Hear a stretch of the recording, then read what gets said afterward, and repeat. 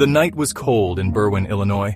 A quiet Wednesday, December 18, 2024. Inside his home, Nick Fuentes was live streaming. He spoke to his followers, his voice calm, measured. Suddenly, a sharp ring cut through the night. The doorbell. Fuentes paused, a flicker of annoyance crossing his face. He continued talking, but his eyes darted to the screen on his desk. It showed the feed from his doorbell camera. A figure stood on the porch, partially obscured by the darkness. "Yo, Nick!" a voice yelled. The figure rattled the doorknob, testing the lock. Fear tightened its grip on Fuentes. He recognized the voice. He had seen the face before, leering out from news reports plastered across social media. John Lyons, the man who just hours earlier had committed a horrifying triple homicide in Mahomet. The man who now stood on his doorstep, a terrifying specter of violence in the night. Adrenaline surged through Fuentes. This was not a prank. This was real. He scrambled away from his computer, his mind racing. Lyons was gone as quickly as he had appeared, melting back into the night. The silence was deafening, broken only by Fuentes' ragged breaths. He had just stared death in the face. Nick Fuentes, 26, was no stranger to controversy.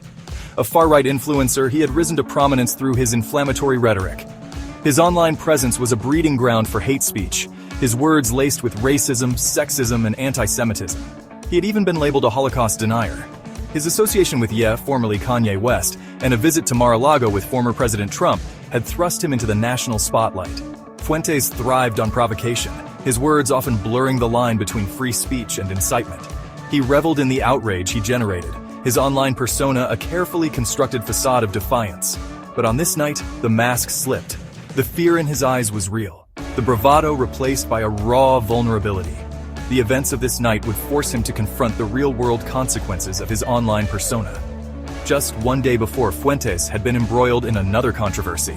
He was facing charges for allegedly assaulting Marla Rose, a woman who had confronted him about a controversial social media post. Fuentes, it was alleged, had responded with violence, pepper spraying Rose. The incident had further fueled the flames of outrage, painting him as a dangerous extremist. Now, with Lyons at his doorstep, Fuentes' world was spiraling out of control. The events of that night had begun hours earlier, miles away in the small town of Mahomet, Illinois. There, John Lyons, a 24-year-old man consumed by his own demons, had unleashed a night of terror.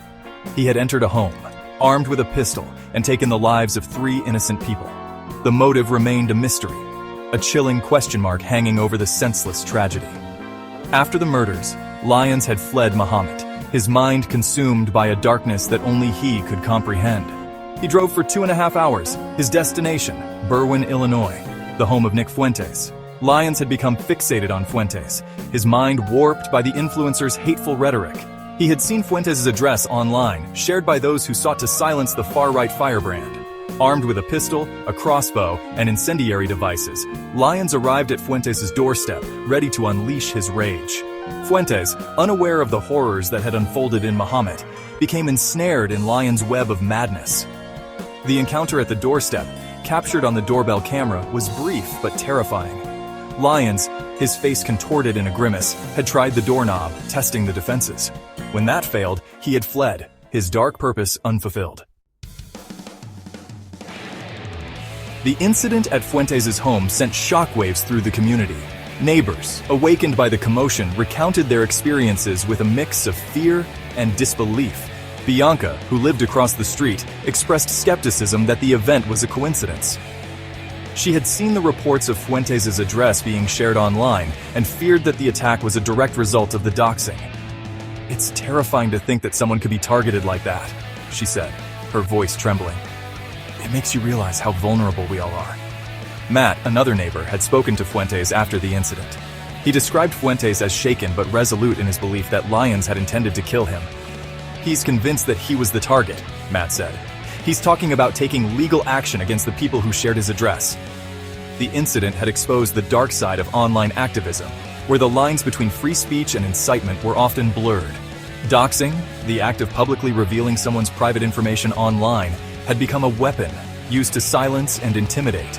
But in this case, it had also put a target on Fuentes' back, with deadly consequences. The police, for their part, were tight-lipped about the incident.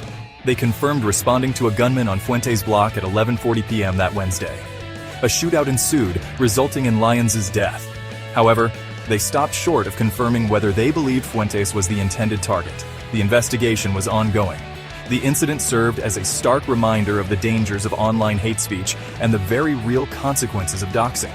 It was a wake-up call, a reminder that words have power and that the internet, for all its virtues, could also be a dangerous place.